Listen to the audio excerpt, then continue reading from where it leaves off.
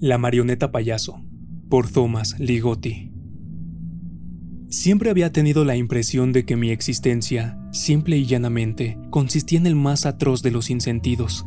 Desde que tengo uso de razón, cada incidente y anhelo de mi vida solo ha servido para perpetrar un episodio tras otro del más manifiesto sinsentido, todos ellos atrozmente absurdos. Desde cualquier perspectiva, íntimamente cercana, infinitamente remota, o cualquier punto intermedio, parecía que todo fuera siempre un mero accidente insólito que ocurría a una velocidad dolorosamente lenta. En ocasiones me he quedado sin aliento por el caos impecable, el sinsentido absolutamente perfecto de algún espectáculo que tenía lugar fuera de mí mismo, o en mi interior. Imágenes de formas y líneas retorcidas brotan en mi mente, garabatos de un epiléptico mentalmente trastornado. Me he repetido con frecuencia a mí mismo: si pudiera hacer alguna salvedad a esta situación atrozmente disparatada que he descrito, y no haré ninguna, esta sola excepción incluiría aquellas visitas que experimentaba muy de vez en cuando a lo largo de mi existencia y, en especial, una visita en concreto que tuvo lugar en la farmacia del señor Wisniak. Yo estaba apostado detrás del mostrador en el modesto establecimiento del señor Wisniak ya avanzada la noche. A esas horas ya no había prácticamente clientes, ninguno de hecho, debido a la apartada ubicación del local y sus dimensiones de cuchitril. Además, yo mantenía el lugar en una oscuridad casi completa tanto dentro como fuera. El señor Wisniak vivía en un pequeño apartamento en la planta de arriba de la farmacia, y me dio permiso para abrir o cerrar el local cuando me apeteciera después de cierta hora. Parecía ser consciente de que estar apostado tras el mostrador de su local a todas horas de la noche y en casi total oscuridad, a excepción del tenue resplandor en algunos apliques en las paredes, proporcionaba a mi mente algo de distracción del sinsentido atroz que de otra forma la hubiera ocupado. Eventos posteriores, más o menos, probaron que el señor Wisniak, en efecto, poseía conocimiento especial y que existía, de hecho, una peculiar simpatía entre el anciano y yo mismo.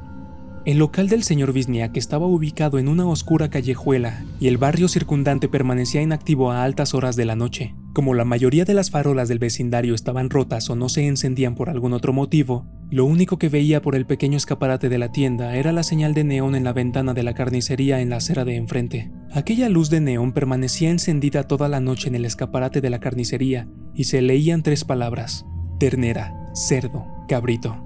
Solía quedarme mirando esas palabras y las contemplaba hasta que mi mente se llenaba de tal sinsentido cárnico, de ternera, cerdo y cabrito, que me veía obligado a apartar la vista y encontrar algo con lo que distraerme en la trastienda de la farmacia, donde no había ventanas y por ello ningún peligro de que viera la carnicería. Pero cuando estaba en la trastienda empezaban a llenar mi mente las medicinas allí almacenadas, los frascos y tarros y cajas sobre cajas apiladas desde el suelo hasta el techo en un rincón totalmente abarrotado. Había aprendido algo sobre esas medicinas del señor Wisniak, aunque no tenía una titulación que me acreditara para prepararlas y dispensarlas a clientes sin su supervisión. Sabía qué medicinas podían ser usadas para causar la muerte a aquel que las ingiriera en la cantidad y forma adecuadas. Así pues, siempre que entraba en la trastienda para aliviar mi mente del sinsentido de la carne causado por la contemplación prolongada de la tienda de ternera, cerdo, cabrito, casi al instante me preocupaba por las mortales medicinas, o, dicho de otra manera, me obsesionaba con el sinsentido de la muerte, que es una de las peores y más atroces formas de sinsentido. Normalmente acababa escondiéndome en el pequeño retrete de la trastienda, donde podía recuperarme y aclararme la mente antes de regresar a mi posición tras el mostrador de la farmacia del señor Wisniak. Fue allí, detrás del mostrador de la farmacia, quiero decir, donde viví una de aquellas visitas que consideraba única excepción al sinsentido profundamente atroz de mi existencia, pero que de hecho, debo decir, eran el nadir del absurdo. Esta fue mi visita de la farmacia, así llamada porque siempre he experimentado una sola visita en cada lugar determinado, tras la cual comienzo a buscar una nueva situación, ya sea más o menos similar a la anterior.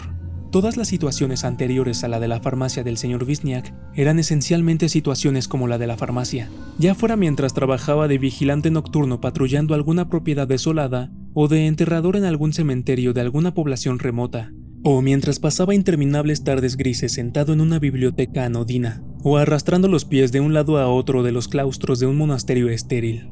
Todas aquellas eran en esencia situaciones como la de la farmacia, y todas ellas más pronto o más tarde implicaban una visita, La visita del monasterio, o la visita de la biblioteca, o la visita del cementerio, o la visita mientras repartía paquetes de un lado a otro de la ciudad en mitad de la noche.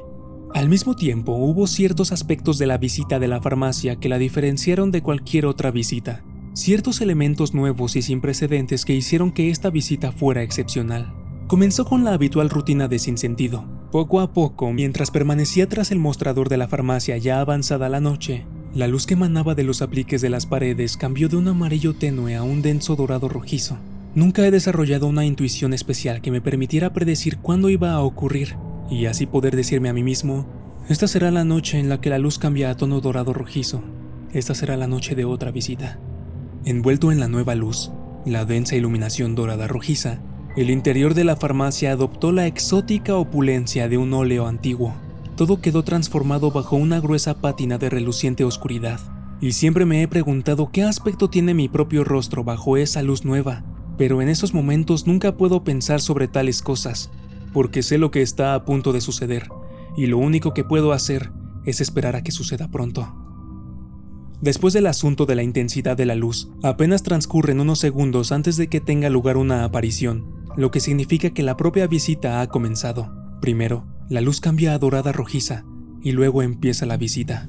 Nunca he sido capaz de descubrir la razón de esta secuencia, como si pudiera haber una razón en un sinsentido tal como estas visitas, o cualquier fase concreta de estas visitas. Sin duda, cuando la luz cambia a una tonalidad dorada rojiza, estoy siendo advertido de antemano de que está a punto de tener lugar una aparición, pero esto nunca me ha permitido contemplar la manifestación real, y ya había desistido de intentarlo cuando tuvo lugar la visita de la farmacia. Sabía que si miraba a mi izquierda, la aparición tendría lugar en el campo de visión de mi derecha. A la inversa, si centraba la mirada en el campo de visión de mi derecha, la aparición tendría lugar justamente a mi izquierda. Y, por supuesto, si simplemente miraba al frente, la aparición tenía lugar justo más allá de mi campo de visión, tanto a la derecha como a la izquierda, silenciosa e instantánea. Solo después de aparecer comenzaba a emitir algún ruido, una especie de traqueteo, mientras se situaba directamente delante de mis ojos y, entonces, como siempre pasaba, contemplaba a la criatura, un ser del que se podía decir que tenía todas las características de una marioneta antigua, un títere de una época arcaica. Era casi de tamaño real y flotaba lo suficientemente alto por encima del suelo de la farmacia para que su rostro estuviera al mismo nivel que el mío. Estoy describiendo la marioneta tal como apareció durante la visita de la farmacia, pero he de decir que siempre adoptaba la forma de la misma marioneta antigua flotando frente a mí entre una bruma dorada rojiza. Su aspecto era el de un payaso con pantalones claros bajo una especie de blusón claro. Unas manos delgadas y pálidas brotaban de los puños fruncidos de las mangas, y una cabeza con el rostro blanco como empolvado emergía de un cuello de camisa fruncido. Al principio siempre me resultaba difícil mirar directamente el rostro de la marioneta cuando aparecía, porque la expresión de aquel rostro era tan simple y neutra y, a un mismo tiempo, tan profundamente maligna y perversa. En palabras de un crítico de teatro de marionetas, la expresividad de un títere o una marioneta reside en sus brazos, manos y piernas, nunca en su rostro o cabeza, como sí ocurre con un actor humano. Pero en el caso de la marioneta que flotaba ante mí en la farmacia, no era así. Su expresividad estaba centrada en la cara de piel pálida y carcomida, la nariz ligeramente respingona, los labios delicados y unos ojos muertos de marioneta. Ojos que no parecían capaces de fijarse o centrarse en nada, sino que simplemente observaban con una expresión inalterable de pesadillesca maldad, una expresión estupefacta profundamente absurda de maldad y crueldad. Así que, siempre que esta marioneta aparecía, en un principio evitaba mirar el rostro, y me centraba en sus pies diminutos ocultos bajo un par de zapatillas claras que colgaban justo a ras de suelo. A continuación, siempre recorría con la mirada los cables que estaban atados al cuerpo de la marioneta, e intentaba distinguir a dónde llegaban, pero a una altura determinada, la visión me fallaba. Podía recorrer con la mirada a los cables a lo largo de la perfecta línea vertical, y entonces estos cables se perdían en una especie de nebulosa, un techo de luces y sombras distorsionadas que creaban una división sobre la cabeza de la marioneta, y la mía propia, más allá de la cual no se percibía ninguna imagen nítida, nada en absoluto, a excepción de un vago movimiento lento, como una capa densa de nubes vista desde lejos a través de un sombrío crepúsculo dorado rojizo. Este fenómeno de la desaparición de los cables en una nebulosa alimentaba la creencia que había estado afianzando a lo largo de los años de que la marioneta no poseía vida propia. Desde mi punto de vista, aquella criatura era capaz de realizar sus habituales movimientos solo gracias a estos cables. El término movimientos, como me preocupé de averiguar durante mi infructuosa investigación, era habitualmente utilizado en otro tiempo para referirse a distintos tipos de marionetas, como en la frase: los movimientos recientemente vistos en la Feria de San Bartolomeo realizan payasadas de cuestionable gusto ante un público al que más le hubiera aprovechado una contemplación en profundidad del frágil e incierto destino de sus almas inmortales. La marioneta osciló hacia adelante en dirección al mostrador de la farmacia tras el que yo estaba apostado. Las distintas piezas de su cuerpo se agitaron con un traqueteo laxo y ruidoso en el silencio de la noche antes de quedar inmóvil. Extendió una de sus manos hacia mí y sus dedos apenas sujetaban una hoja arrugada de papel. Por supuesto, tomé la pequeña hoja, que parecía haber sido arrancada de uno de esos viejos blogs para escribir recetas farmacéuticas. A lo largo de los años, he aprendido a responder obedientemente a las entradas que la marioneta me da. En una ocasión, años antes de la visita de la farmacia, fui lo suficientemente osado, o estúpido, para llamar a la marioneta y sus visitas exactamente lo que eran: un sinsentido atroz. Se lo dije a la cara a aquella marioneta payaso: llévate tu sinsentido a otro lado. O quizás dije: estoy harto de este sinsentido despreciable y nauseabundo. Pero esta queja no sirvió de nada. La marioneta se limitó a esperar a que se me pasara aquella demencia insensata, y luego continuó realizando los movimientos ensayados para esa visita en particular. Así que examiné la hoja de la receta de la criatura que había pasado por encima del mostrador, y al instante advertí que lo que estaba escrito allí no era más que un caos de garabatos y borrones. Precisamente la clase de sinsentido que tendría que haberme esperado durante la visita de la farmacia. Sabía que debía seguir la corriente a la marioneta payaso, aunque nunca llegaba a estar del todo seguro de lo que se esperaba de mí. Tras experiencias previas, averigüé que resultaba una pérdida de tiempo intentar adivinar lo que ocurriría al final de una visita concreta, porque la criatura marioneta era capaz de cualquier cosa. Por ejemplo, en una ocasión me visitó cuando trabajaba en el turno de noche en una casa de empeños de los bajos fondos. Le dije a aquella cosa que no me hiciera perder más el tiempo, a menos que pudiera hacer aparecer un diamante exquisitamente tallado del tamaño de un yoyo. Entonces metió la mano por debajo de la especie de blusón claro que llevaba y rebuscó allá abajo. Luego alargó la mano bajo los pantalones. ¡Bueno, hazlo!, grité a la marioneta payaso y repetí: tan grande como un yoyo. No solo sacó de allí abajo un diamante exquisitamente tallado que era, en términos generales, tan grande como un yoyo, sino que además el objeto que me mostró la marioneta y que brilló ante mis ojos, iluminando la penumbra de la casa de empeños, tenía la forma de un yoyo. La criatura se puso a jugar perezosamente con el diamante yoyo justo frente a mí, haciéndolo rodar por el cordel sujeto a uno de aquellos pálidos dedos de marioneta, lanzándolo hacia abajo y tirando hacia arriba una y otra vez mientras las facetas de aquel diamante exquisitamente tallado arrojaban fulgores pirotécnicos a todos los rincones de la casa de empeños. Entonces, todavía de pie tras el mostrador de la farmacia, mientras observaba los garabatos y borrones de la hoja arrancada de un viejo blog de recetas farmacéuticas, comprendí que era inútil poner a prueba a la marioneta payaso, o prever qué ocurriría durante esa visita en particular, o en qué aspecto sería diferente a las visitas anteriores. Así pues, me limité a hacer mi papel de la farmacia, siguiendo con tanta fidelidad como pude el guión que supuse que ya había sido escrito, aunque no tenía ni idea de por quién o por qué cosa. ¿Podría mostrarme un documento de identificación válido?, pregunté a la criatura, al tiempo que apartaba la mirada de su semblante pálido y macilento de payaso, y sus ojos muertos de marioneta. La dirigía hacia la ventana de la farmacia y la clavaba en la señal de neón del escaparate de la carnicería de la acera de enfrente. Leí una y otra vez las palabras ternera, cerdo, cabrito, y estas inundaron mi mente con un sinsentido de carne, infinitamente menos atroz que el sinsentido de marioneta al que ahora me enfrentaba. No puedo dispensar esa receta, dije, al tiempo que miraba por la ventana de la farmacia. No, a menos que pueda identificarse correctamente.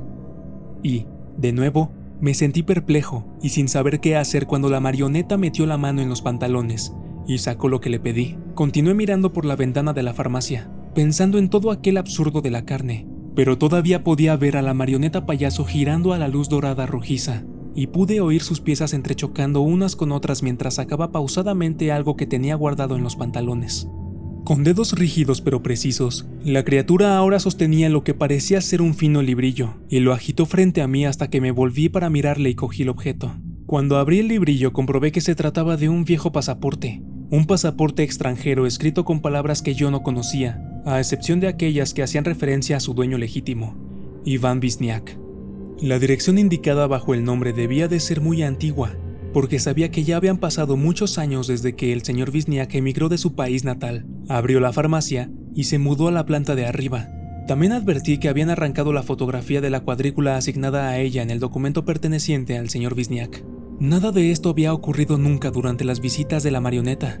Nunca se había involucrado a nadie en ninguno de los otros encuentros que experimenté a lo largo de los años con la marioneta payaso, y ahora no sabía cuál era el siguiente paso que debía dar. Lo único que ocupaba mi mente era el hecho de que el señor Wisniak vivía en la planta de arriba de la farmacia, y que ahí en mis manos tenía su pasaporte, el cual me lo había proporcionado la marioneta payaso cuando le pedí que se identificara para poder registrar la receta que me había dado, o, más bien, para poder hacer como que la registraba, ya que no me veía capaz de descifrar aquellos garabatos y borrones de la vieja receta.